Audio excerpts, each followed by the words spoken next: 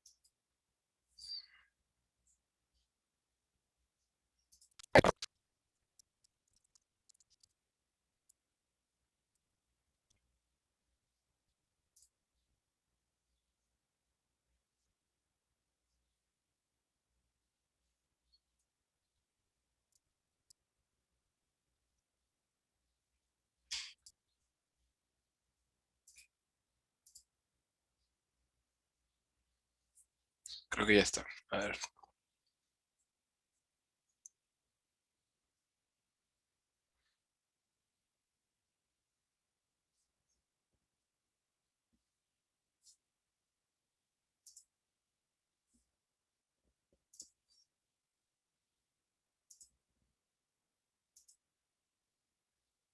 ¿pueden verla ahí? La presentación. Sí, profesor. Muchas gracias. Vamos a avanzarle.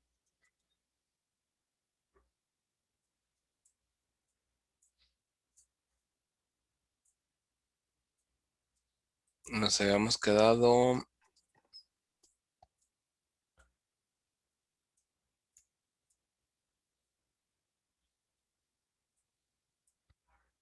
justo aquí, ¿no? ¿Alguna duda hasta aquí de lo que vimos ayer?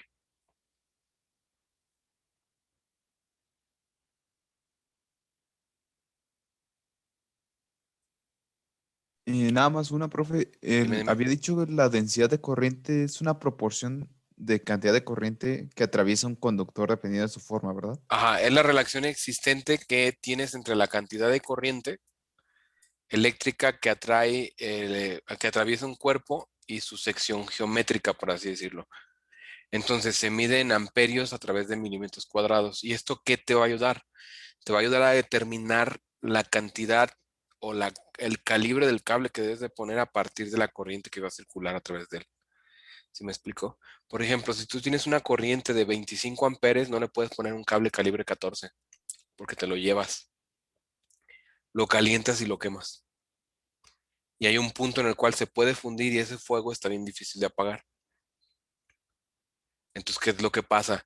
Para ciertos calibres de cable es cierta corriente. Entonces, si tu corriente excede los 25 amperes, tienes que estar por encima del calibre 14. O sea, sin problemas, se tienes que ir como un calibre 10, más o menos. Que hay una tabla que te dice, o sea, que te facilita esa conversión, ¿no? Pero todo viene a partir de este concepto, que es la densidad de corriente, donde J, ahí tú ves la fórmula, ¿no? J es igual a I sobre DS, pero J es la densidad de corriente eléctrica expresada en amperios sobre milímetros cuadrados, I es la intensidad eléctrica en amperios y S es la sección del cuerpo en milímetros cuadrados. Ok, ok. Entonces eso es importante porque eventualmente tú vas a tener que definir, uno pensaría, pues cualquier cable sirve, ¿no? Pues eso es lo que uno puede pensar. Sin embargo, no es que cualquier cable te vaya a servir. Hay diferentes tipos de cables. Ayer platicamos de que hay un cable que no debemos de utilizar nosotros en la parte de tableros de control, que es el cable que utiliza o que está compuesto de dos materiales, ¿no? Que es la aleación de aluminio con cobre, que así te lo ven, porque pues te dicen que es el que menos se roban y que no sé qué, pero en realidad el que te va a robar pues no se va a fijar el tipo de cable que se lleva, sino se lo lleva todo y ya. ¿Sí me explico? Entonces, no, hombre, ni al caso que, que pues, o sea, sí, tal vez, ¿no? O sea, habrá alguien que lo vea y sea catador de cables y diga, no, no, este es aleación, no, eso no conviene robárselo. Bueno, te lo llevas y ya, lo que te lo paguen.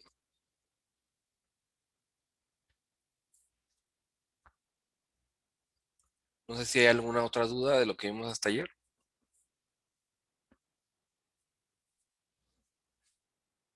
Comercialmente, ¿cuál es el cable más grueso que existe? Creo que hay triple cero. Y ya de ahí se brinca a barras de cobre. Pero sí hay un estándar que es un cable sototototote, ¿no? El triple cero. O sea, sí, Las barras de cobre, ¿dónde las usan? por ejemplo, en la alimentación de las máquinas.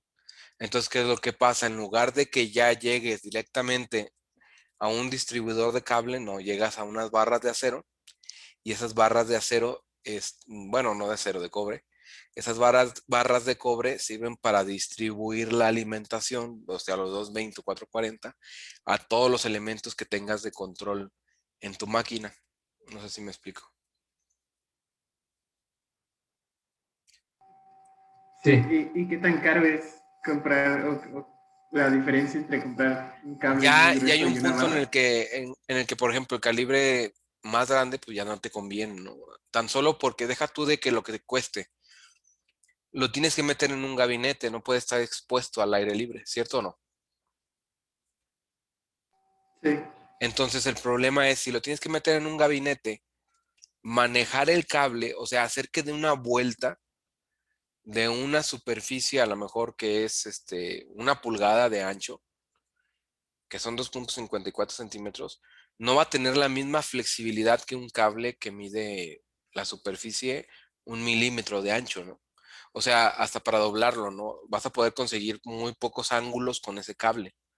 O sea, si tú agarras ese cable, un trozo de cable de 20 centímetros, de ese tamaño, del triple cero, y con ese le das un golpe a Bermúdez, sí lo descuadras. ¿Sí me explico? Ok. Entonces, ¿qué es lo que pasa? Doblarlo es complicado e imagínate meterlo a través de una canaleta como la que se ve aquí. O sea, es imposible. O hacer que tenga esas curvas, o esos giros, o esas esquinas, no se puede. Entonces, ¿qué es lo que haces? Pues metes la barra y la preforma, o sea, la haces dobleces. Aquí lo que quiero es buscar, dame un segundo, y te muestro cómo es. O sea, dicen que una imagen habla más. Entonces, O sea, pero si sirve para la alimentación de la máquina y los controles, entonces es muy común ver barras de cobre que sí, sean la... sí, porque Ah, al final de cuentas, ¿qué es lo que pasaría? Tendrías barras de cobre ujú. hacia la alimentación del tablero, ¿sí me explico? O sea, Sí, sí, llegas sí. con cables hacia ahí y luego dentro del tablero, que es un espacio rígido, Ujú. que no se puede, no tienes mucho movimiento, mucha libertad del movimiento, ahí es donde tú tendrías la posibilidad De meter una de, barra. de meter las barras, ¿no? Porque ya les Ah, das ya. una forma, las cuadras, las colocas y eso hace que sea más fácil de maniobrar en el interior del tablero, porque ya es algo que no se va a mover, que está fijo y que se acomoda a la forma que tú le des, ¿no? Ok. Ahora, nada más quiero ver, creo que aquí se ve, nada más dame un segundo.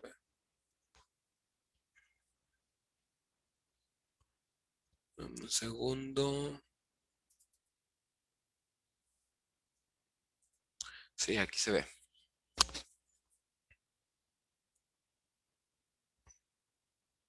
Y vamos a proyectar.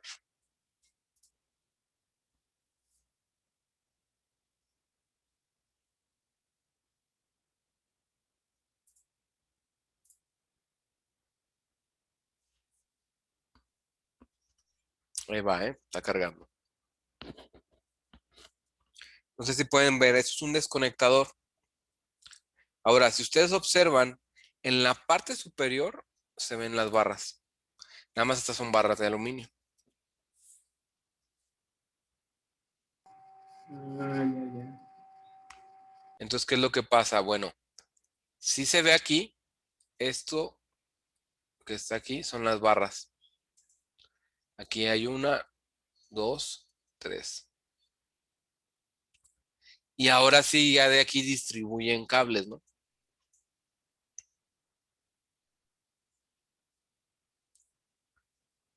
Haciendo que esto sea más simple, más maleable. ¿El desconectador como tal es un switch? Ok. Sí, es un switch. Lo único que tienes que considerar es que tiene una capacidad interruptiva de 2000 amperes.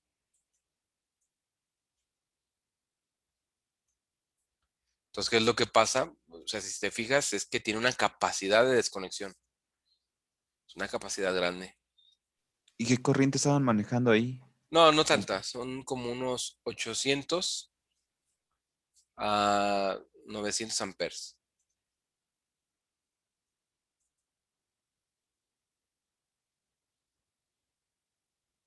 ¿Qué tipo de maquinaria puede consumir tanto?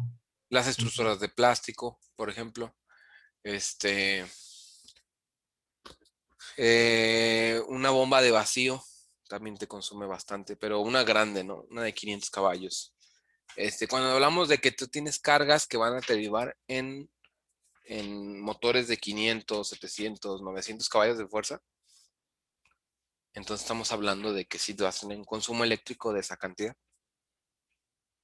Profesor, Ajá. ¿y ahí con quién hacen, o sea, quién los provee de ese contrato para los 900 amperes? Para darles, o sea, no, la CFE, no creo, tienen su planta, ¿no? Sí, sí, o sea, ellos tienen subestación. Entonces, discúlpame, regálame un segundo, por favor.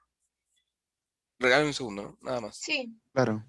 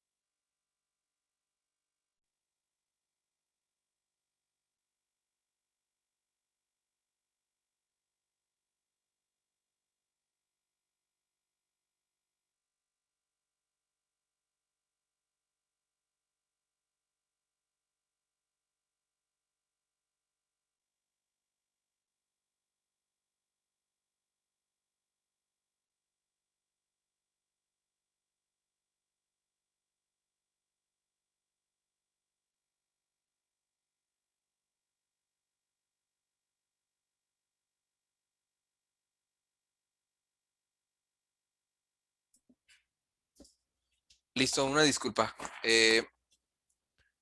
Perdón, Paola, ¿me puede repetir su duda, por favor?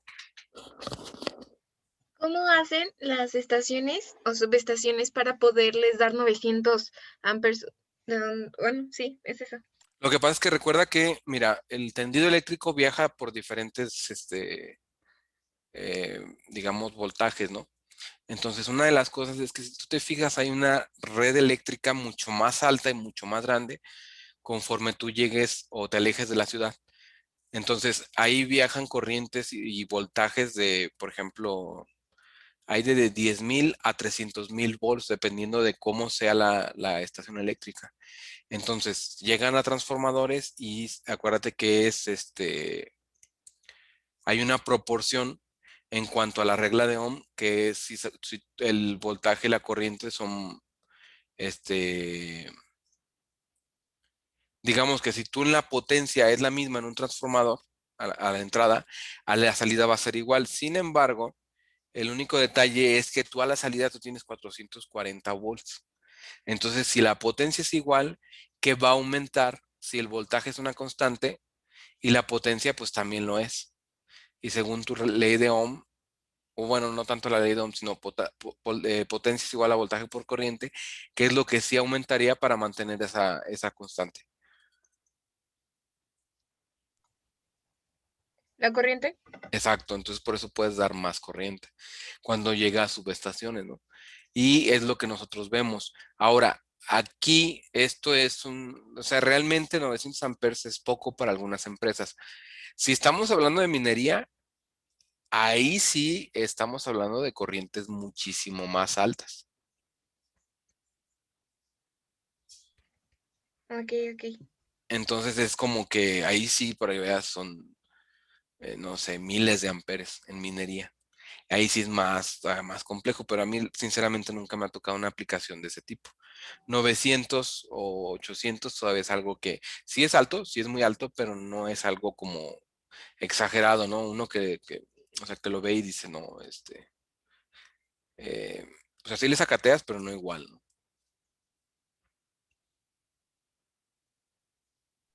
No No, sé pues yo si. sí le sacateo 900. Bueno, me da bastante respeto. Sí, no, es normal, pero eventualmente, pues sabes que con las medidas de seguridad no te va a pasar nada. Aquí a lo que voy es, mientras esté encendido, no metas la mano. Eso es lo primero que deben de saber. Encendido, nada se mete mano. Dos, si hay una zona de alta corriente, que sí es importante saberlo, se le pone un aislante y ese aislante debe de servir como barrera para que no cualquiera le pueda meter la mano. Entonces, ¿qué es lo que pasaría? Lo que podría pasar aquí que es muy simple. Pones un vinil en el tablero que no te permite el paso hacia esas barreras. Y lo único que haces es dejar el paso libre, por ejemplo, para la manivela del desconectador y para alguna que otra cosa, que es muy común en tableros así de grandes. De hecho, ahorita lo que quiero también es encontrar otro tablero para que vean, por ejemplo, que también maneja una corriente muy alta, cómo está aislado, por así decirlo. Pero, profe, ¿y esas barras que se ven ahí que lo están alimentando, sí están aislados? ¿O sí están- Sí, están recubiertas. Si tocas esto, de todas formas te va a dar toques, pero el único detalle, ¿cuál es? Que esta parte no debe de tener acceso a menos que realmente sepa lo que estás haciendo, ¿no? Ahora observen esta de aquí y es un poco distinta, ¿no? Sin embargo, el es una extrusora, pero aquí está. Y observen, aquí se ve mejor un plástico, ¿no? Que recubre a toda esta zona. Y vean el grosor de los cables.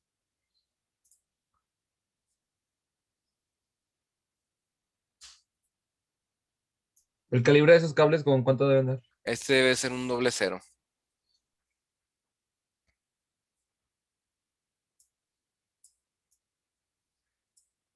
Y vean cómo entra y se distribuye, ¿no? Hacia la parte de atrás. Esto alimenta el control de velocidad. Y aquí todo esto es un control de velocidad. para un motor de 900 caballos. O sea, nada más el consumo del puro motor, ¿no? Falta lo de la máquina completa, ¿no? O sea, todo lo demás que lleve la máquina. ¿Qué es lo que significa lo que está en la hoja? Es esto. Transformador de 400 volts.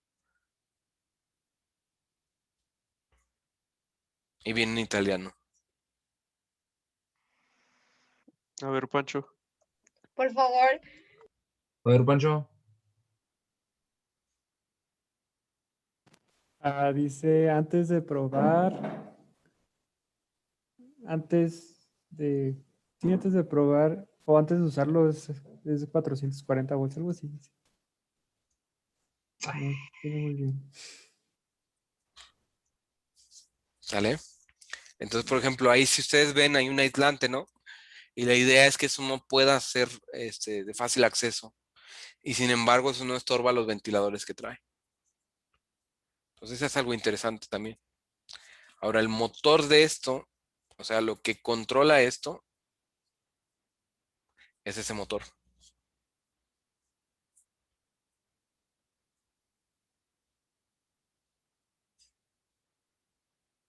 No sé si me explico. Por eso es tan grande ese control de velocidad. Para que se den una idea visual de ese. Esta es la unidad de control. Esta que dice Dynamics es la unidad de control. Rectificadores, obviamente no se ve nada porque está todo tapado, ¿no?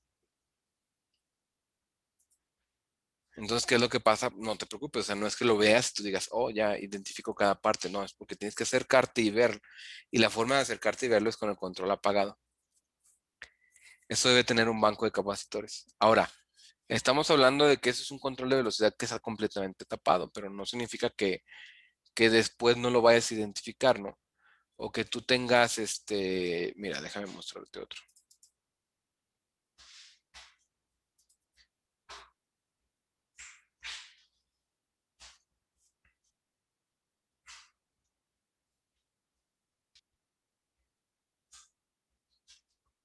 Un segundo, dame un segundo.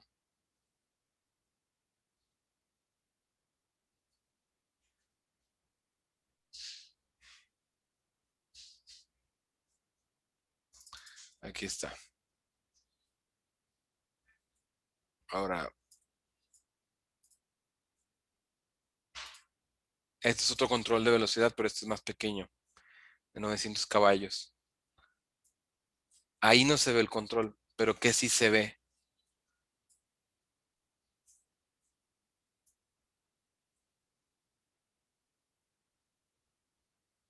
¿Qué puedes identificar a simple vista? Bueno, es banco que de dice acá capacitores. arriba DC, DC. El banco de capacitores, efectivamente. Porque incluso aquí dice, ¿no? El bus de DC. Y este es el banco completo de capacitores que lleva. Las salidas del motor aquí están, mira, V y W. ¿Me explico? El control está arriba y ahí sí no se ve, pero este es el banco completo. O sea, eventualmente habrá unos que tú los vas a ver y vas a identificar cada parte, cada pieza, pero no es como que digas, ok, de un día para otro de repente se te ilumina y ya puedes identificar todas las partes de golpe. No, o sea, es estar viendo controles y controles y controles y controles y de repente ya los identificas, ya los ves, ya los ubicas, ¿no? Pero no te queda otra más que estar viendo y viendo y viendo y viendo y viendo sucesivamente. ¿Lo verde de arriba es una tarjeta, profe? Son tarjetas de control. De hecho, déjame ver aquí. Por ejemplo, esta es la tarjeta de control la que está al fondo, pero esta tarjeta de control nada más se encarga del puente rectificador porque trae un puente rectificador controlado. Entonces, ¿qué es lo que pasa? Este control de velocidad es regenerativo. Y la forma de que entra la corriente alterna y pasa directa está controlada. Por lo tanto, el puente, ¿con qué tecnología de control está hecho? Digo, ¿con qué tecnología de potencia está hecho?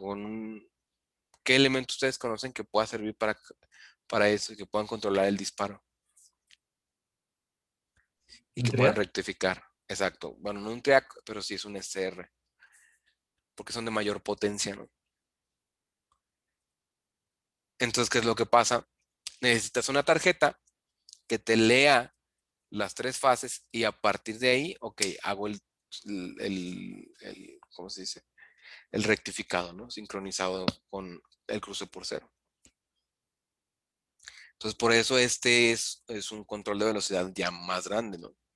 Y ahí se ven un poco más de tarjetas. Una al fondo, que si te fijas brilla, ¿no? Las tarjetas ahí brillan, ¿cierto o no? ¿Cierto? Lo que Sí. implica que llevan un baño de barniz. Como protección, para... Exacto, como protección. Entonces aquí es muy difícil que, obvio, que brinque un arco de estática, pero también darle mantenimiento a estas, o sea, es imposible. O sea, tienes que quitar el barniz, pero no es, o sea, quitar el barniz no es tan sencillo, ¿no?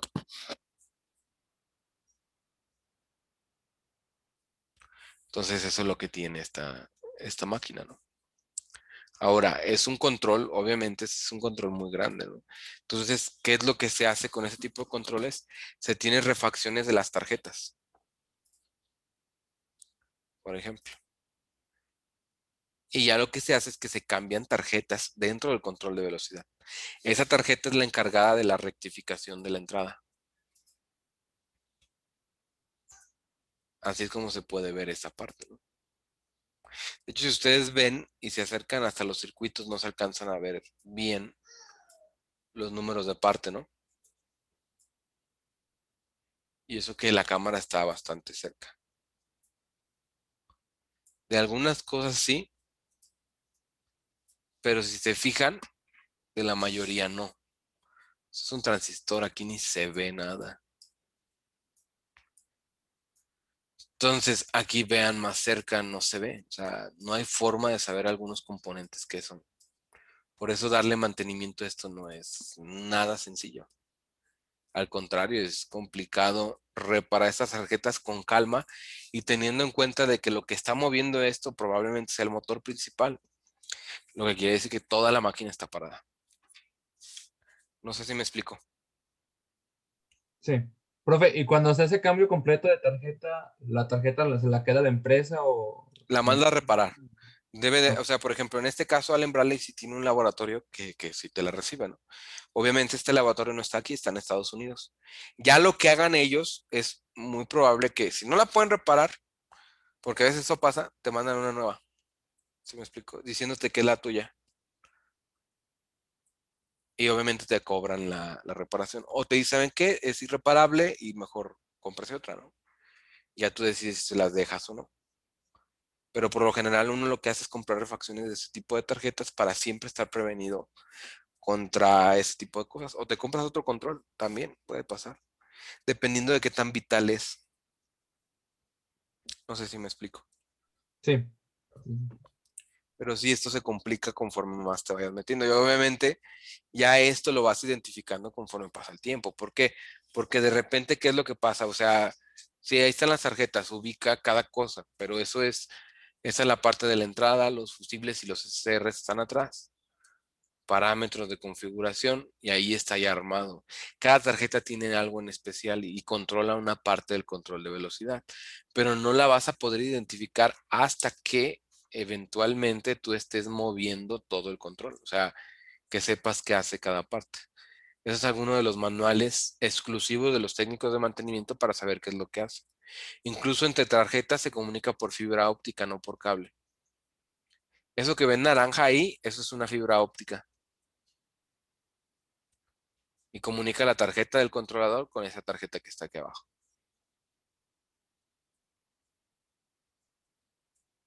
Entonces es diferente, ¿no? Y ahí es como sabemos que está bien o no, a través de un software de configuración. Incluso ahí se ve mejor el barniz, ¿no? Ahí se ve perfecto, como si la tarjeta estuviera mojada, ¿no?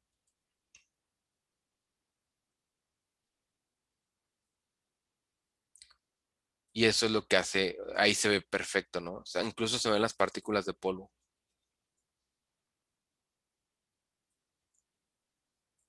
Lo que es bueno, pero obviamente nos dificulta a nosotros. Observen cómo está ahí delimitado el área del barniz, muy en específico, ¿no?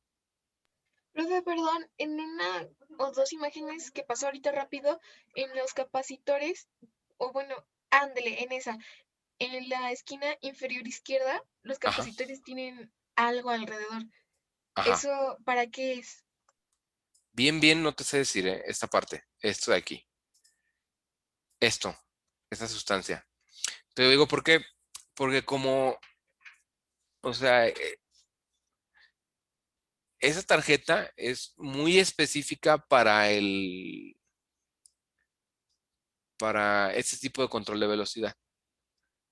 Entonces, no me había tocado ver algo así hasta hace poco, pero sí lo puedo investigar y ya te comento qué es. Aunque ha de ser para aislarlos, ¿no? Muy O- probablemente, aunque también tiene que ver con la temperatura, porque recuerda que estos si se calientan, pues tienen que explotar, ¿no? Entonces aquí es la transmisión de temperatura hacia otro lado. Y en Ok, la parte de muchas arriba gracias. dice, perdón, En la parte de arriba, que dice INB y COM, ¿qué son esos? esas son las entradas de la fibra óptica que van hacia otras tarjetas, la tarjeta que es del inversor y la tarjeta que es del convertidor.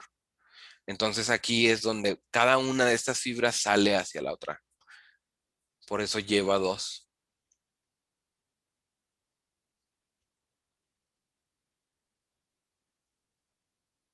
Pero sí es la etapa o sea, es una de las etapas del control de velocidad.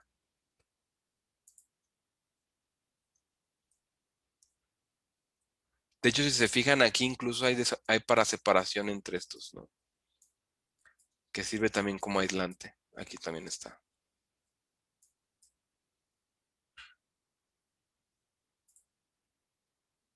Alrededor de los capacitores no traen barniz, ¿verdad? No, de hecho no.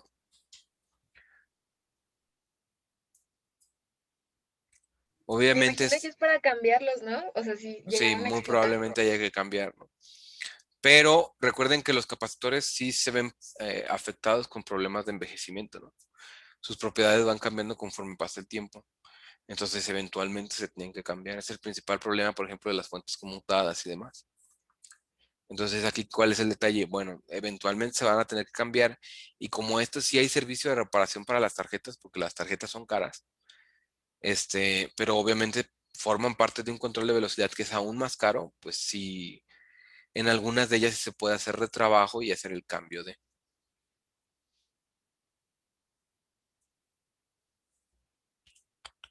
Ahora, obviamente aquí, bueno, estamos hablando incluso aquí viene la etiqueta, mira, con, del convertidor. Y esa es la fibra óptica que llega a la tarjeta de ahí. Profe, ¿y por qué fibra? O sea, es más rápida, Es más pero rápida. lo necesita Sí, porque para... está trabajando con diferentes tarjetas. No es una sola tarjeta, son diferentes tarjetas. Entonces, ¿cómo compensas que están en diferente ubicación geográfica las tarjetas y forman parte del mismo equipo con velocidad? Y la única forma de hacerlo es con fibra óptica. Para compensar que no están juntos, porque en teoría debería de ser una sola tarjeta. ¿Sí me explico?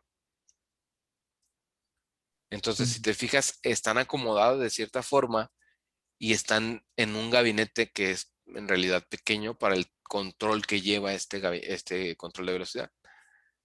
Así que ahora, aquí lo que podemos ver es que para compensar esto, pues se van a través de la comunicación en lugar de por cables, se van por fibra. Aquí se ve mejor. Ese es el adaptador de la fibra.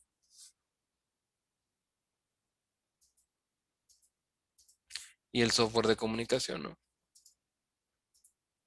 Códigos y demás. Ahí se ve muy bien las comunicaciones entre las tarjetas distintas. Pero obviamente ese es un control de velocidad muchísimo más grande, ¿no? Ya vean el tamaño tan solo de la tarjeta, ¿no? Para el puro control. Ahí están las barras, lo que les digo, ¿no? Profe, cuando le toca a usted hacer mantenimiento de maquinaria, también les tienen que hacer reporte después de hacer el... Sí, claro, o sea, es una bitácora. ¿Te acuerdas lo que yo te pedía para las prácticas? Donde haces unas tablas y análisis y todo eso. Sí. Ok, entonces yo tengo que reportar, o sea, mira, es muy simple. A mí me ha pasado que yo llego a dar servicio a una máquina china y que veo algunos detalles de la máquina, pero eventualmente me tengo que conectar al PLC, ¿no? Y me ha pasado que en el momento en que me conecto, este, dos escenarios. Una, que es una falla bien boba, es un sensor. Entonces, activo el sensor y ya. Y número dos, que no se puede entrar porque el programa está protegido, ¿no? Entonces aquí, ¿qué es lo que pasa? El problema no es que la máquina ya funcione o no. Si trae password no vas a poder hacer nada, no vas a poder entrar a menos que consigas el password.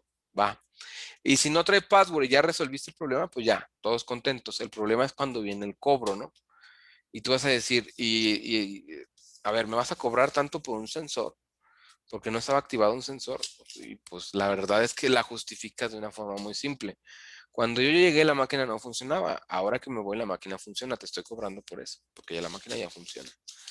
Y número dos, en el segundo caso en que no puedes hacer nada, de todas formas tienes que cobrar algo. No cobras igual, obviamente, pero tienes que cobrar porque fuiste, gastaste gasolina, medios, dejaste de atender clientes y fuiste, ¿no? Y es complicado decirle al cliente, oye, te voy a cobrar porque fui. No hice nada, pero fui. Te dije cuál es el problema. El problema está en que no puedo acceder al PLC para poder decirte cuál es la falla, por ejemplo.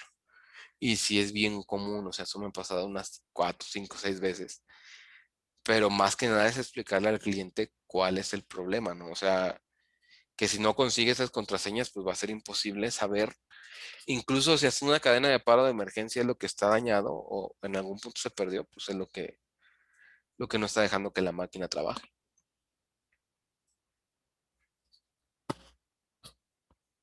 No sé si contesto tu duda. Sí, sí, sí quedó de... ¿Sale? ¿Alguna otra duda? Yo era en la primera imagen, la que vimos de las barras, que lo distribuían en Ok. los cables. Dame un segundo. Voy a cerrar. Voy a cerrar. Y voy a compartir ahora esa.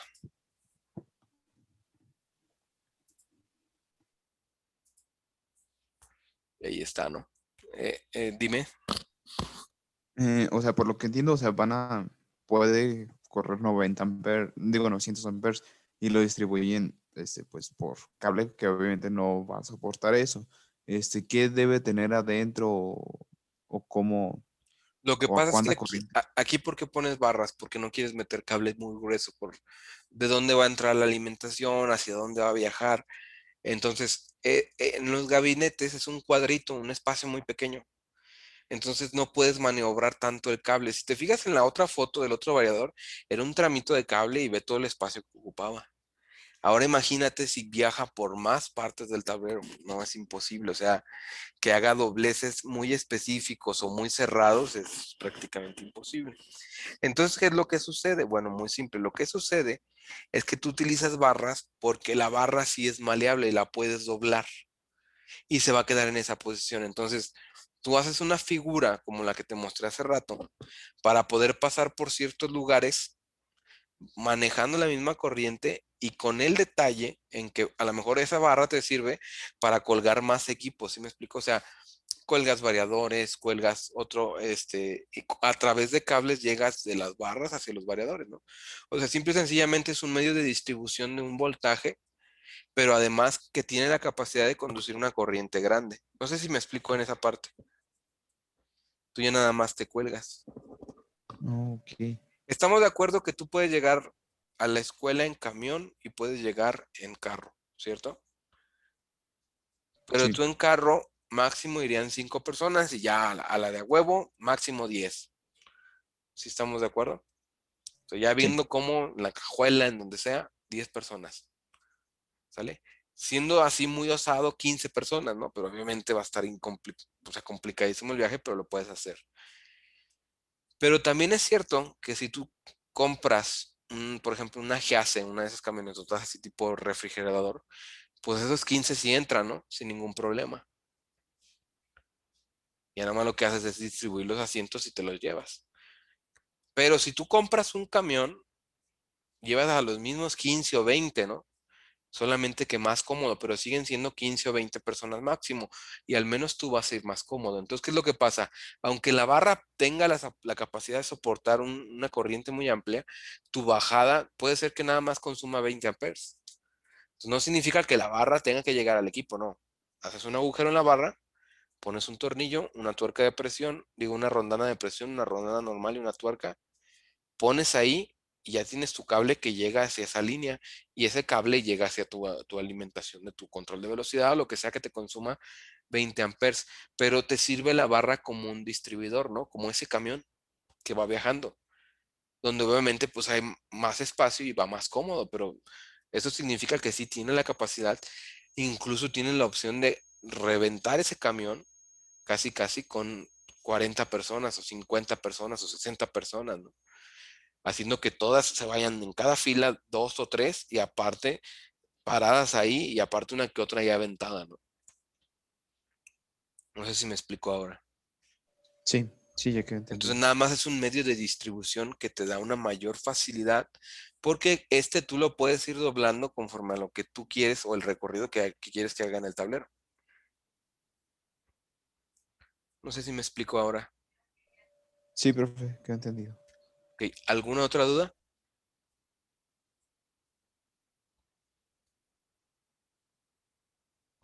Ahora, entonces nos quedamos en esta parte, ¿no? En la cual hablamos de...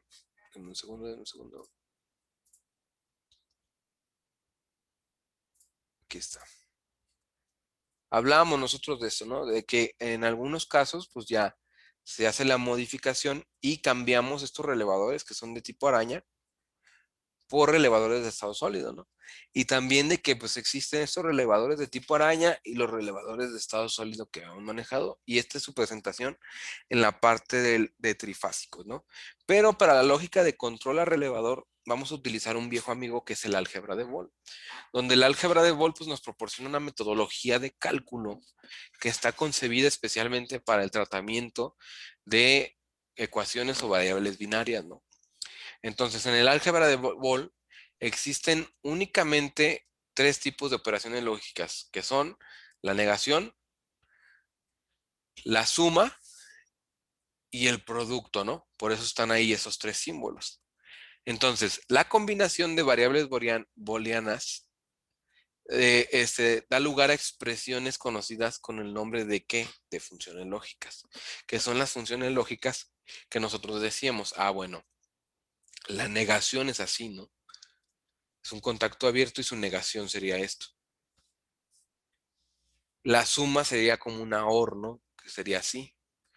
Una o la otra me llevan al mismo resultado, ¿no? Y el producto sería que las dos estuvieran puestas para darme una combinación como si fuera una compuerta AND, ¿cierto? Y a partir de ese tipo de cosas, por ejemplo, tenemos las mismas reglas, que son las reglas básicas del álgebra de Boole, que aplican para lógica de relevadores, ¿no?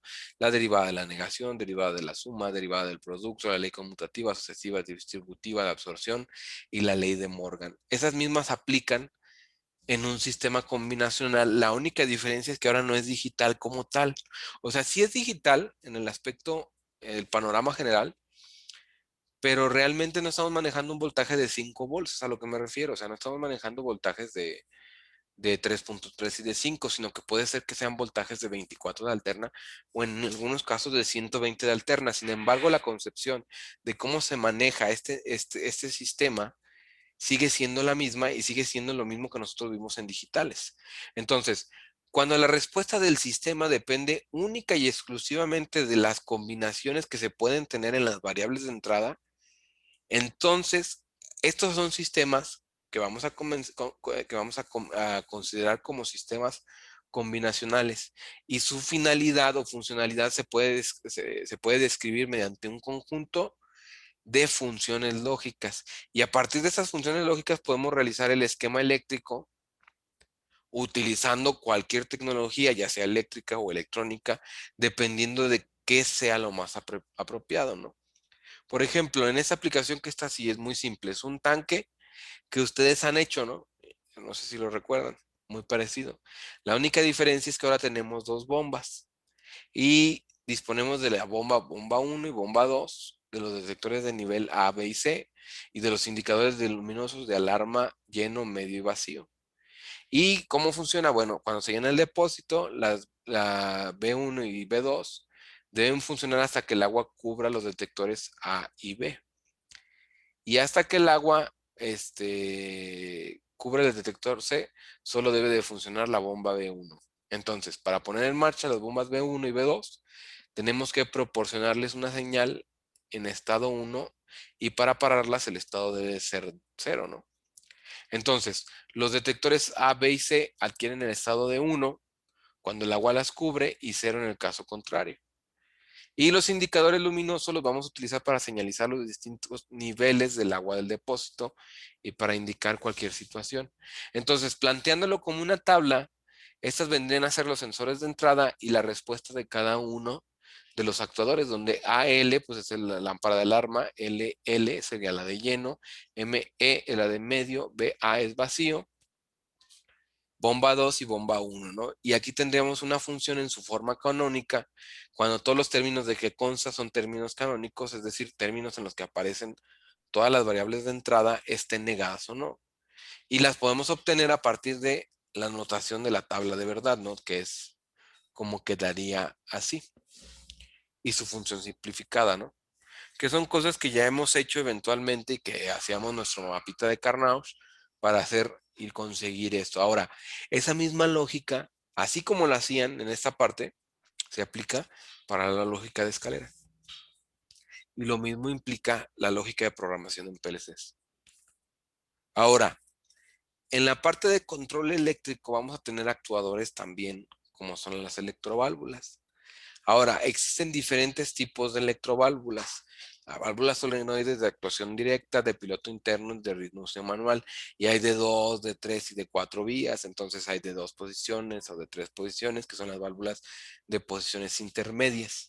Entonces, vamos a ver, por ejemplo, distintas válvulas solenoides que van a depender mucho de en el manejo en el que van a llevar, si son de hidráulica, de neumática, pero también va a importar mucho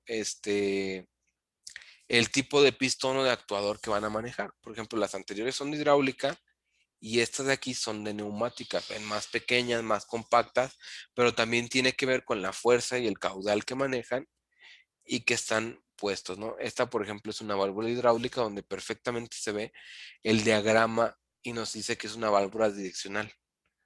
Entonces, son algunas marcas de válvulas que vamos a encontrar. Esta es una marca japonesa que se llama Tokimec. No todo es Festo y no todo es SMC, por ejemplo. Este es otro tipo de válvula solenoide que nosotros vamos a encontrar y que son muy útiles para esta parte, ¿no? Ahora, otros elementos que nos van a ayudar en la parte del control eléctrico son los contactores eléctricos, que son como los relés. Son muy similares a los relés, pero su función principal es conmutar cargas o corrientes mayores a 10 amperes. Por eso ya casi siempre no encuentran un relevador arriba de 10 amperes, más que los relevadores desnudos, ¿no? Sin embargo, por lo general ya arriba de los 10 amperes ya están los contactores, por eso se utiliza más el contactor. Ahora, observen el contactor, visualícenlo bien y observen ciertos símbolos que son iguales en cualquier marca. La nomenclatura que tienen. El modelo no importa ni la marca, pero si observen, como traen una nomenclatura muy clara que se va a repetir, no importa si son de una marca o si son de otra. Por ejemplo, estos son los elementos auxiliares que se pueden colocar en el contactor para poder tener más contactos, porque lo que requerimos no es tanto conmutar las cargas de potencia, o sea, sí se requiere, pero tenemos que tener aparte de esto una lógica a partir de eso, ¿no? Que ahí viene esto, ¿no? Que son los auxiliares que se ponen encima del contactor para poder lograr tener más contactos que nos permitan, por ejemplo, activar no sé, un convertidor delta estrella o que nos permitan activar un control, un arranque de una plena tensión bidireccional o alguna otra maniobra en la cual no puedo tener dos contactores al mismo tiempo puestos o debo de tener dos contactores al mismo tiempo puestos para que el actuador funcione, ¿no? Es a partir de eso que nosotros tendríamos o visualizaríamos el uso de contactos auxiliares en los contactores. ¿Hasta aquí alguna duda? Nada, me quedó duda cómo se vería físicamente la unión de los auxiliares con... ¿Qué es lo que debes hacer? Muy simple. Esto se coloca por encima y si tú te fijas, este contactor tiene una especie como de elemento que está cubierto por una como T, ¿cierto? Blanca. Sí, Ok, se quita eso y ahí se inserta el auxiliar. el auxiliar. O Ok. sea, que siempre son de encaje. Entonces se mueven a partir del movimiento, valga la redundancia, del contactor. Entonces, si el contactor se mueve, mecánicamente la bobina tiene un movimiento hacia abajo que jala este contacto auxiliar, también lo jala. Entonces están acoplados no eléctricamente, sino mecánicamente. Entonces Ok, no ok. es, exacto, entonces es mecánico. Se mueve el contactor, se mueve, mecánicamente se mueve el auxiliar.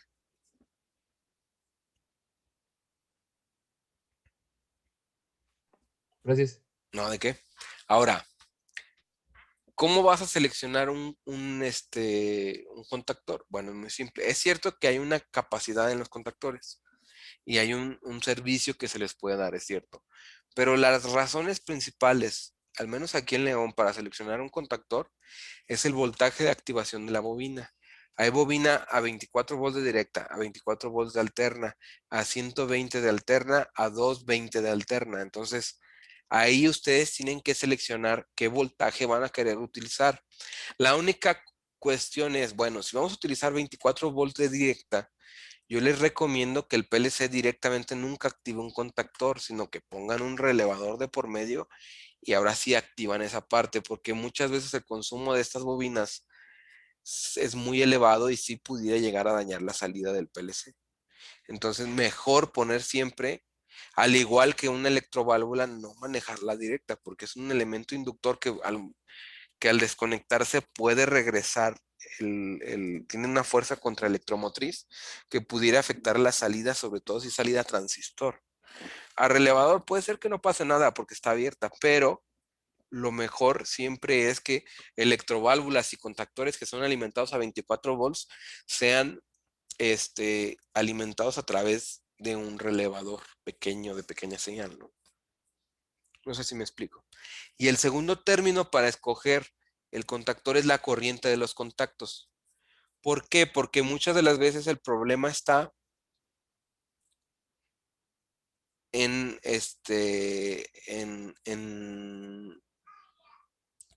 no en tanto en abrir, sino en cerrar. Y para eso es muy fácil ejemplificar. Me van a hacer todos un favor y todos prendan sus cámaras, por favor. Vamos a hacer un ejercicio muy simple.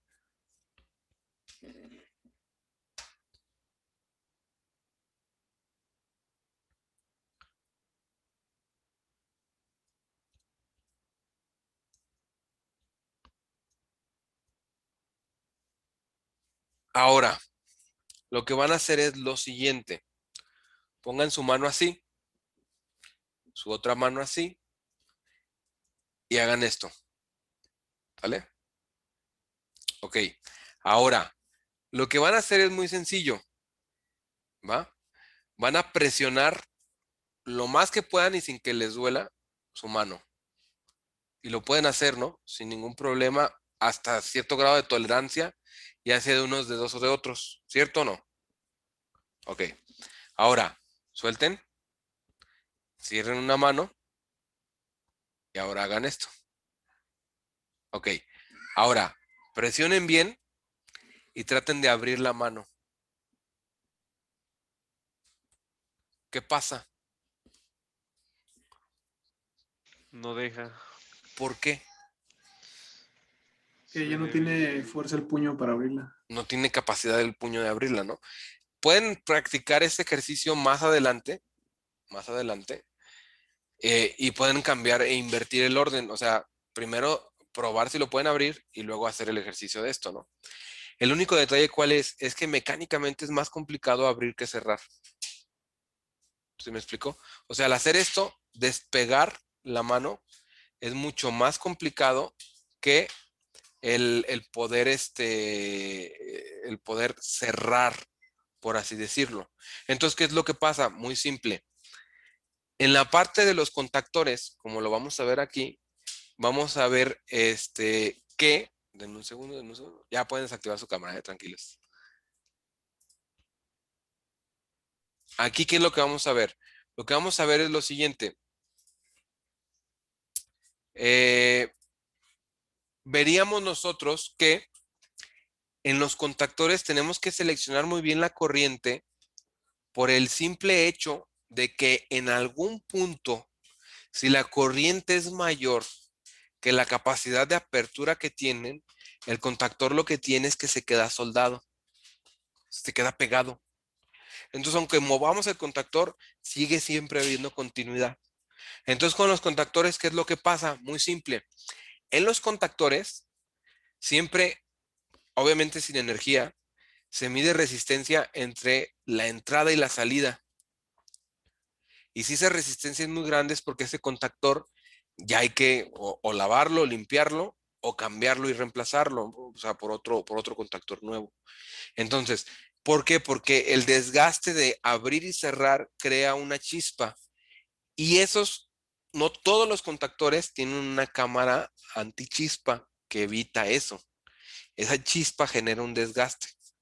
Por eso, si ustedes agarran un encendedor, se empieza a poner como de un color negro, aunque la flama no esté, porque eventualmente la chispa es la que está haciendo que se vuelva de un color como oscuro, ¿no?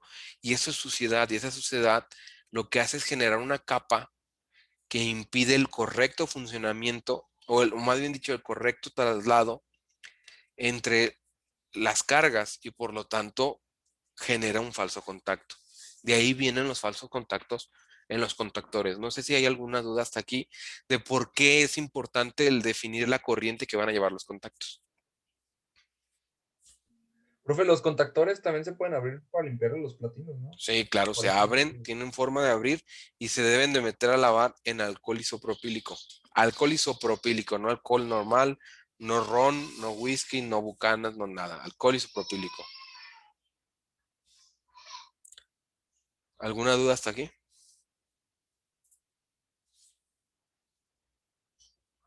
Perdón, pero ¿me podías repetir por qué en alcohol isopropílico? Porque no tiene nada de agua. Entonces, los otros pueden tener moléculas de agua, ¿sí me explico? O O sea, de ¿pero es para sustancias limpiarlos? para limpiarlos nada Ah, más. ok. Todo lo electrónico se debe de lavar con alcohol isopropílico. Otra cosa, eh, para sopletear, se sopletea con aire comprimido y nunca se voltea el aire comprimido. ¿Sí me explico? O sea, nunca hagan, o sea, deben de secar de forma vertical. ¿Sí me explico? No se hace esto, no se mueve la lata, no se debe mover porque se genera condensación. Entonces, ustedes agarren una lata de aire comprimido, apúntenla hacia algo, lo que ustedes quieran, y luego volteenla y disparen. Y pareciera como que se congela lo que se lo agregan. Esa es tarea para el lunes, no se crean. Pero van a ver que eso sucede. Número 2, si el aire para sopletear viene de una instalación neumática de la planta, hay que verificar que haya filtros de humedad, o sea, depósitos con cal. ¿Sí me explicó? Porque de lo contrario, ese aire tiene humedad y le va a aplicar la humedad porque es aire comprimido. Hay condensación, hay intercambio de calor, entonces el aire cambia su temperatura, la sube por la ley de por la ley de conservación de la energía, ¿no? Porque ustedes saben que sí hay un cambio en presión, volumen y temperatura, eventualmente, porque como estamos cambiando la presión y el volumen, pues obviamente va a subir la temperatura. Es la ley de los gases, ¿no? De ahí viene que la física sí nos sirve a nosotros. ¿Alguna duda?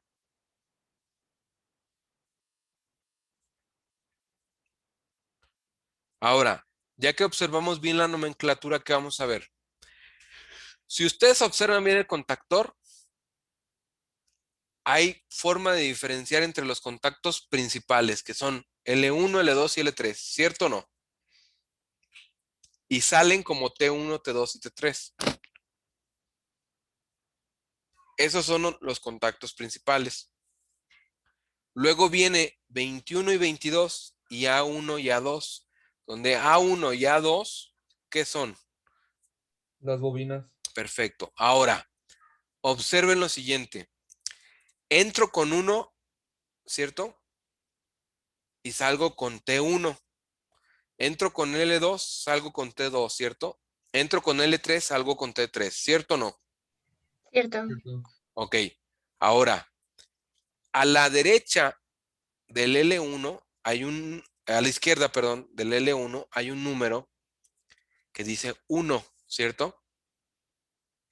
Sí, Y a su derecha hay un 3, pero está dentro de la ubicación del L2, ¿cierto? sí. Y luego hay un 5, luego hay un 21 y luego hay 1. ¿Todos esos números son pares o impares? Impares. Impares. Perfecto. Ese es un estándar. Los impares siempre van arriba. Los pares siempre van abajo. ¿Sale? Eso es estándar. Si un día ustedes deciden, voy a poner una fábrica de contactores y queremos que sean contactores respetables, señores contactores o señoras contactores, debe de cumplir con ese estándar. ¿Queda claro? Sí. Ahora, este estándar, ¿cómo se llama? IEC 1082-1. Pregunta de examen. ¿Sale? ¿Por qué? Porque esta es la norma que dice, tal cual, todo escrito que figure en un esquema o documento debe poder leerse con dos orientaciones, separadas por un ángulo de 90 grados, desde los bordes inferior y derecho del documento. ¿Dudas? ¿Me puede repetir eso? Otra vez. Todo escrito que figure en un esquema o documento debe poder leerse con dos orientaciones, separadas por un ángulo de 90 grados desde los bordes inferior y derecho del documento. Perdón, ¿por un ángulo de 90 grados de qué? Ahí va. 90 grados desde los bordes inferior y derecho y espacio derecho del documento.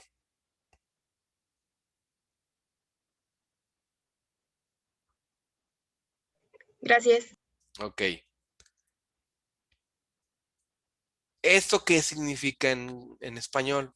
Ok, es muy simple. Vamos a hacer otro ejercicio muy sencillo. Ok. Vamos a... Activen sus cámaras, por favor, y usen una pluma. Necesitamos una pluma. ¿Sale?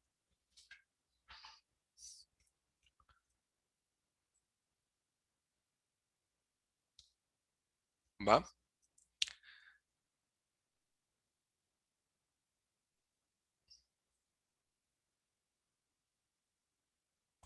Ahora, ya que todos tienen su pluma, fíjense bien, van a tomar su mano izquierda.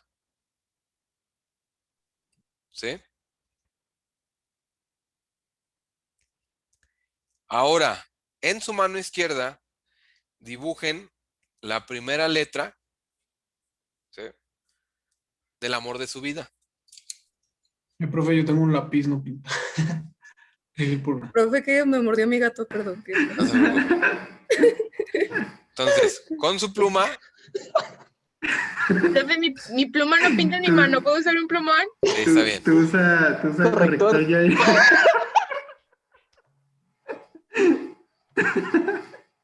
Ahí está. ¿Sale?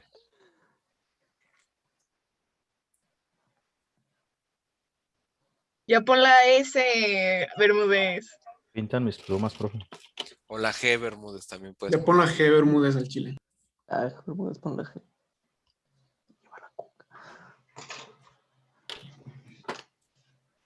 ¿Sale? Entonces, pon la G de Grogu, Bermúdez. Así ya no podemos decir que es de Gaby. Ahora, ya que está así, fíjense bien, la única orientación A ver, Cristian, no se ve tu mano. es el pulgar hacia arriba. La Y de Es la Y. única orientación. O así, ¿Y la de L? o pulgar hacia arriba. ¿Queda claro? Son las únicas orientaciones que nosotros vamos a permitir en un diagrama, en un esquema, en un componente. ¿Queda claro?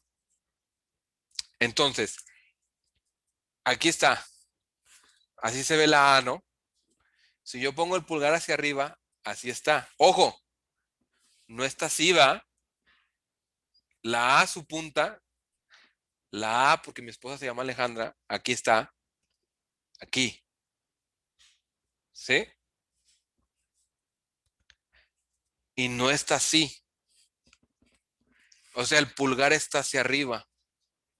¿Queda claro? Entonces, ¿cómo lo vamos a relacionar? Píntense un número, el que sea, o una letra, y el pulgar debe estar hacia arriba en el caso en que deba de estar acostada la escritura. Ahora, ¿cómo se vería esto en un diagrama? Ah, bueno, así se ve, miren. O sea, que las únicas que nos van a permitir a nosotros como orientación válida son estas de aquí. Esto de aquí, bien. Esto de acá, mal. ¿Sí podemos ver cómo es igual? ¿Dudas?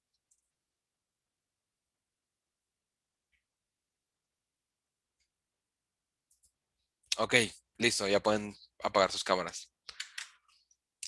¿Hasta aquí alguna duda? Entonces, forma correcta, sería esta o esta. ¿Sí me explico? Nada más. No puede estar hacia acá. ¿Se acuerdan que yo les dije? La A puede estar así o puede estar así. ¿Sí me explicó?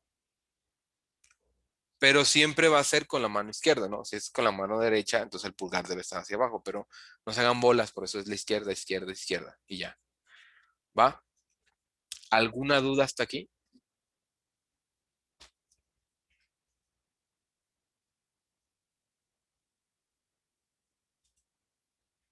Ahora, si esta es la palabra o ¿cómo se dice? El estándar que nosotros vamos a manejar, observen cómo estos son completamente verticales, ¿no? O sea, aquí en el contactor está. Y constan los contactos de dos elementos o dos cifras. Pero vamos a enfocarnos ahorita en algo que nos va a ayudar en control eléctrico y que siempre nos va a acompañar a lo largo de nuestra carrera. Observen este 21 y este 22. ¿Sale? Y observen, esta está compuesta de 2, esta está compuesta de 2, compuesta de 2 y compuesta de 2, compuesta de 2 y compuesta de 2. Ahora, el hecho de que esta esté compuesta por una no significa que aquí el estándar no se aplique, sí se va a aplicar, pero van a significar cosas distintas. Primero, cada número de decenas, en el caso de las dos, indica el número de orden de cada contacto. ¿Sí me explico? Las unidades, o sea, el 1, me van a servir para indicar la función. En estos casos en los que es una sola cifra o solo unidades, esto solamente es función. ¿Sale? Hasta aquí, ¿se entiende?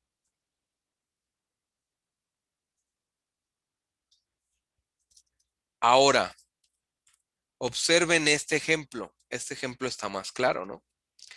Y observen que este tiene no solamente los contactos principales que están aquí abajo, que corresponden a T1, T2 y T3, y que los pares se encuentran abajo y los impares se encuentran arriba, ¿cierto?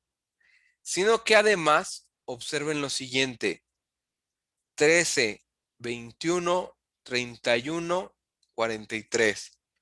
Y hay una descripción al lado. ¿Qué significa eso? Normalmente cerrado y normalmente abierto, ¿no? Perfecto. Normalmente O de abierto y normalmente C de cerrado, ¿no?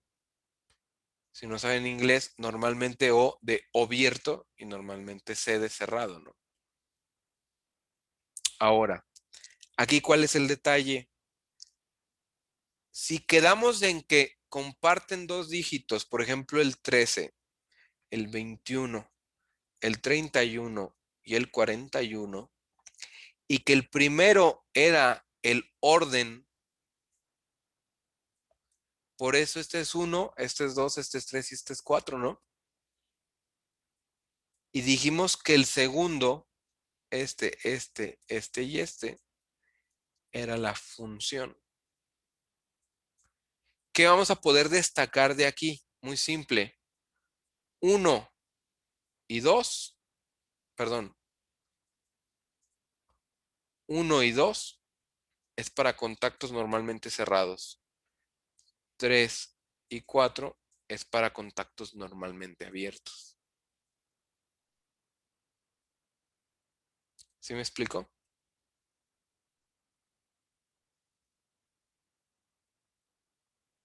Sí. Entonces, si ustedes llegan a ver, en este caso, así como está, un 31 y 32, ¿qué significa? Que son normalmente cerrados y están en orden 3, por decirlo. Exacto, es el normalmente cerrado y es el contacto número 3, ¿no? Ahora, ¿qué pasa con los timers, contadores, con todo lo que me pueda dar un contacto abierto y un cerrado? Bueno, es muy simple. Si traen una función especial como indicar temperatura, humedad, velocidad y demás, 5 y 6, 5 y 6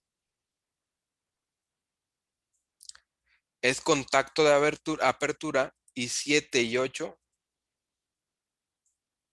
contacto de cierre. ¿Cómo son esos?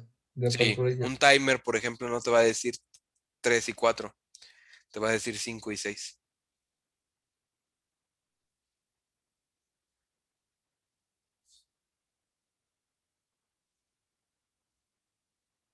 O sea, perdón, aquí me equivoqué en algo.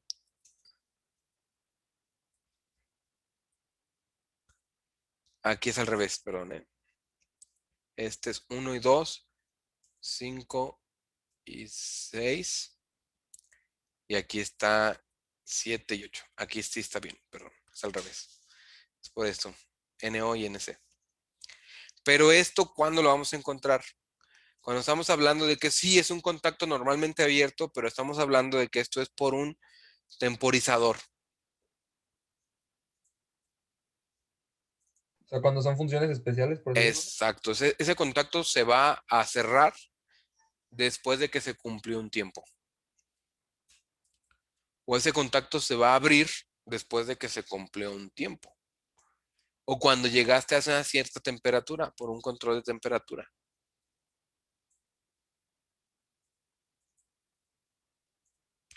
O, por ejemplo, por velocidad. Es una función especial como tal. Sí, abren y cierran, pero es porque tienen una función.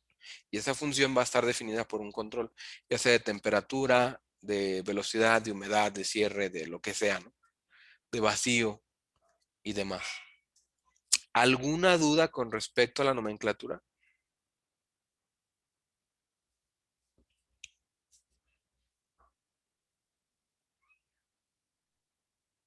No, profe. Perfecto. Si no hay dudas, seguimos. Por último, aquí sí vienen las categorías de utilización, que les voy a ser bien sincero, aquí en México es puro AC3, pero sí existen las otras, ¿no? Las categorías de utilización definen las condiciones de establecimiento y corte de la corriente.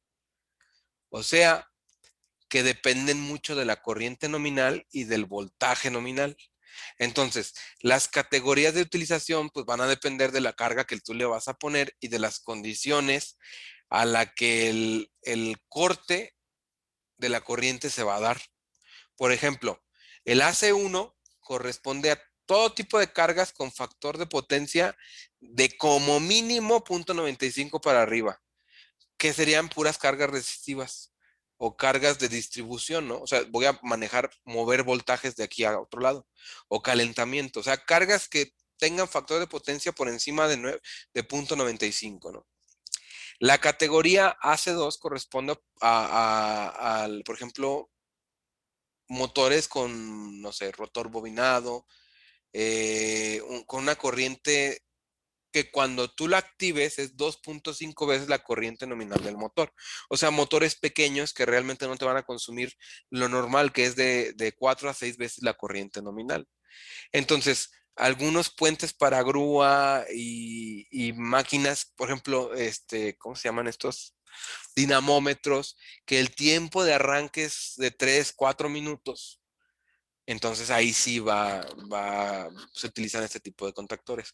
El AC3 es el común, el que siempre vamos a encontrar. Es más, casi nadie va a saber de este tipo de datos, pero es el que van a vendernos todos, que es el para que se utiliza para motores de jaula de ardilla con apertura del contactor en funcionamiento normal. Es decir, motores como cualquier motor que nosotros encontramos en el uso y que la corriente al cual se opera son de 5 a 6 veces la corriente nominal del motor y también abre la corriente nominal del mismo con un voltaje entre bornes que es aproximadamente el 20% de la fuente de alimentación. Entonces, no pasa nada, no es un contactor normal. Y luego existen los que son AC4, que son para motores altamente inductivos.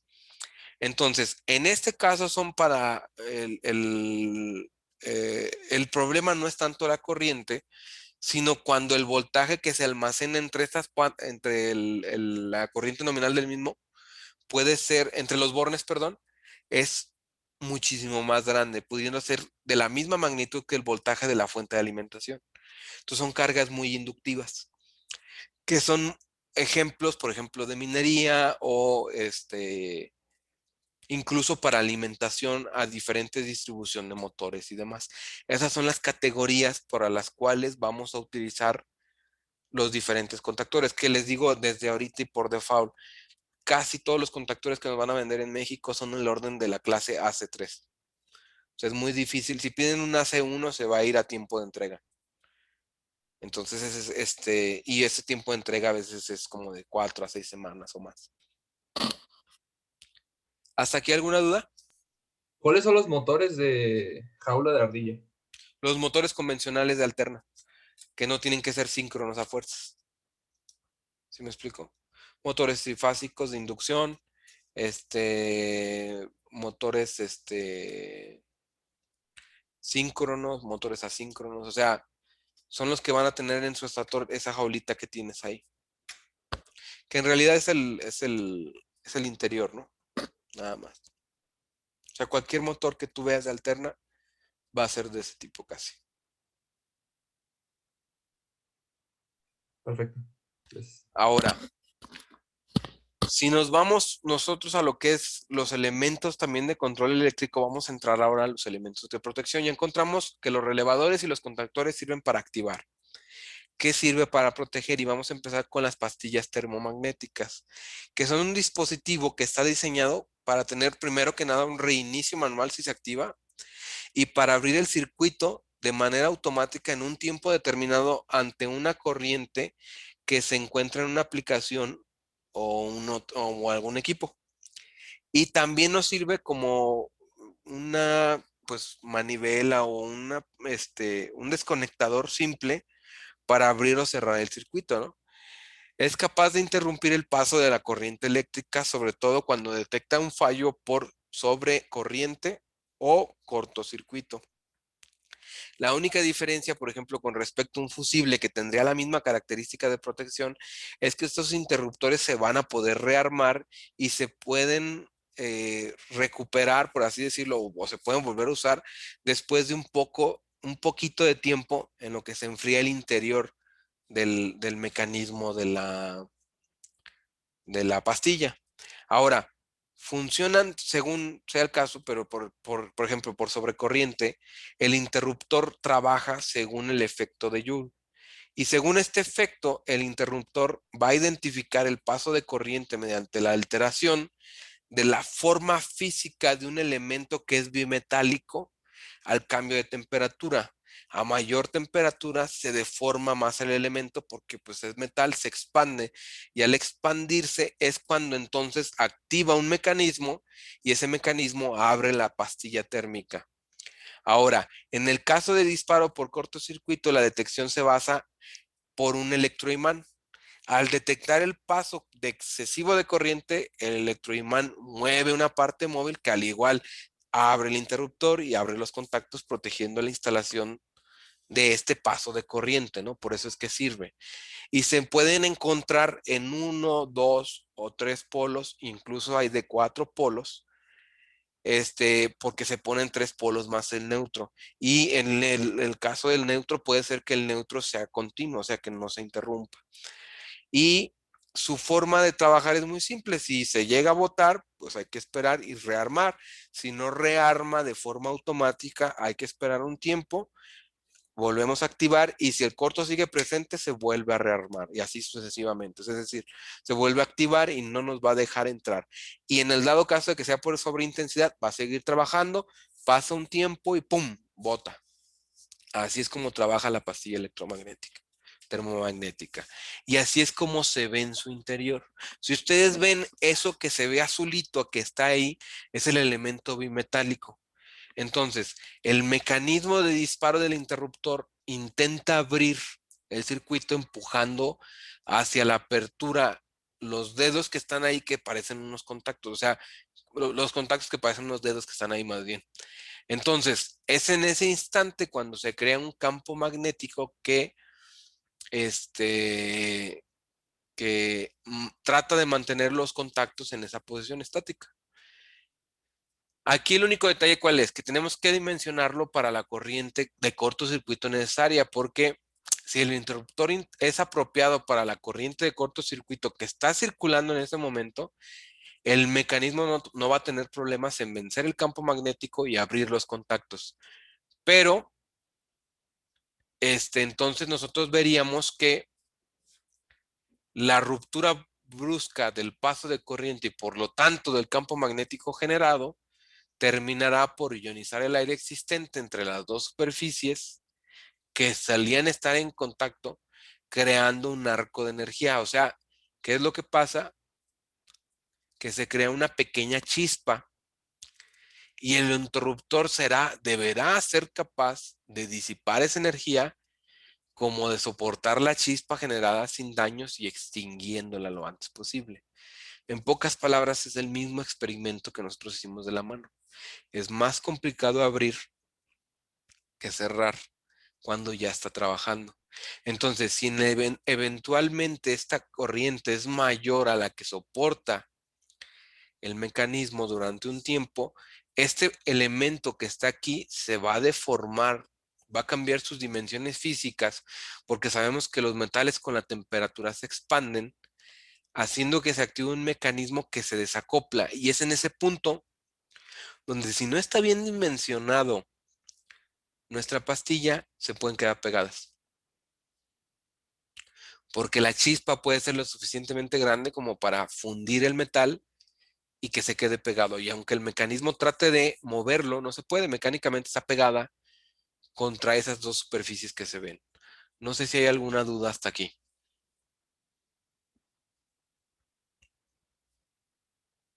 Creo que no, profe. No, profe. Todo bien. Sí queda claro el funcionamiento de la pastilla termomagnética.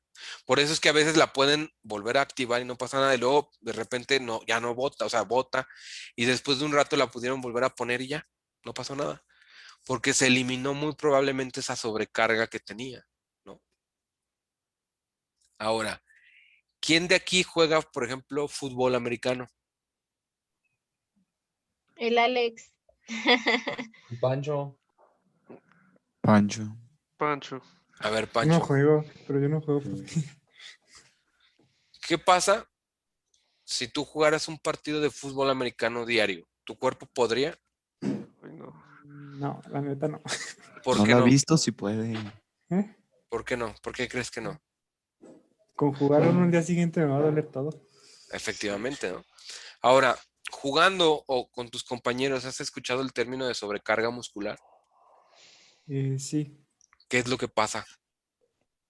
Bueno, creo que es cuando usas mucho el músculo, o sea, cuando lo ejercitas mucho, Ajá, suelta un ácido que se cristaliza y empieza a doler. exacto. O- Sí, sí, sí, sí, sí, diga. y bueno, ese ácido, creo que es el ácido láctico, se cristaliza y al día siguiente te empieza a doler hasta que se vuelve a hacer líquido. Ajá. Ahí, ¿qué es lo que pasa? Bueno, eventualmente esto es por jugar, puede ser diario, ¿no? Te puede pasar a ti. Sobre todo si juegas diario, ¿no? Ujú. Entonces, lo mismo pasa con las pastillas térmicas o termomagnéticas. Puede ser que sí estén trabajando bien, pero que la corriente a la cual la dimensionamos para proteger, que sea de 2 amperes, vamos a suponer que está bien, no pasa nada, pero estás trabajando bien forzado, llegando a los 2 amperes.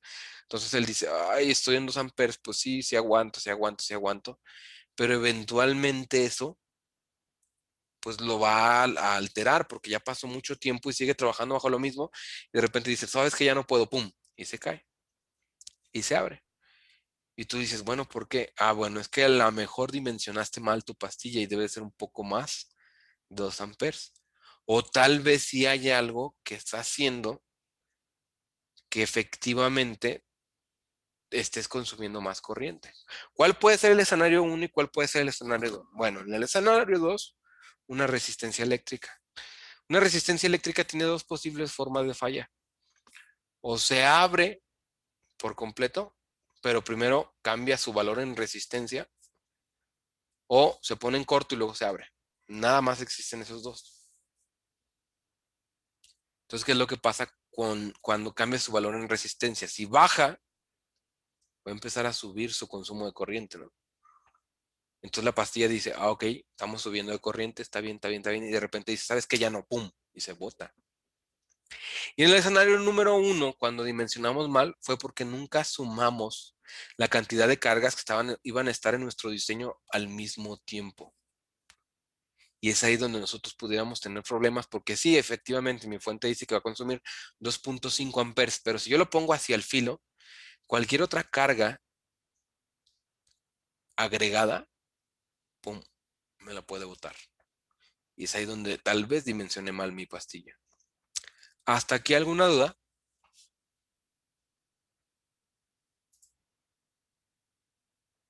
No. No de mi parte, profe. Profe, No, profe. No, profe. Escucho. Cuando se tienen que planear, por ejemplo, una fuente por el sistema que va a trabajar, no sé, con 2 amperes, Ajá. nos acaba de decir que no debemos dejar un límite por cualquier otra cosa que pueda fallar. Ah, exacto, sí, sí, sí. Pero hasta no hay como decir, no sé, que tenga que ser 4 amperes o 3 amperes un límite. Vamos a suponer que tú requieres que efectivamente no te pase de 2 amperes porque es muy crítico. Entonces no es que pongas la de 2 amperes. Puedes poner a lo mejor de 2.5, ¿sale? Pero, o puedes poner la de 2, pero subes un poco la categoría. O si es muy crítica, vamos a ver que hay algo que se llaman curvas. Y las curvas te definen lo crítico que quieres proteger algo. ¿Se me explico? Pero por lo general no la dejas al borde, siempre le das un margen, al menos de medio amper, para que no tengas problemas al momento de se bote luego la pastilla. ¿Va? Sí. Sale.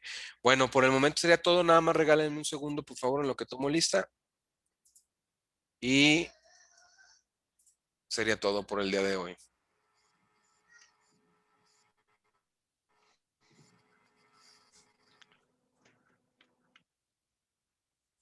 Pancho, ¿qué letra pusiste en tu mano? ¿A qué quieres saber eso? Miss Champ. A ver, Pancho. Me da curiosidad también. Chimp. ¿Qué Puse- letra pusiste en tu mano? Yo puse una P de Pancho. Ay, qué egocéntrico, güey. Amor propio es lo mejor. Muy bien, Pancho. Eso se llama amor Cuídame, propio. Pancho. Te Dale, cuidas. jóvenes, Por que ti. estén muy bien. Pasen buen fin de semana. Igualmente, profe, nos vemos. Chao. Bye. Bien. Profe, gracias. Muy bien. Ya está Hasta luego. temprano. Ya está temprano. Paro.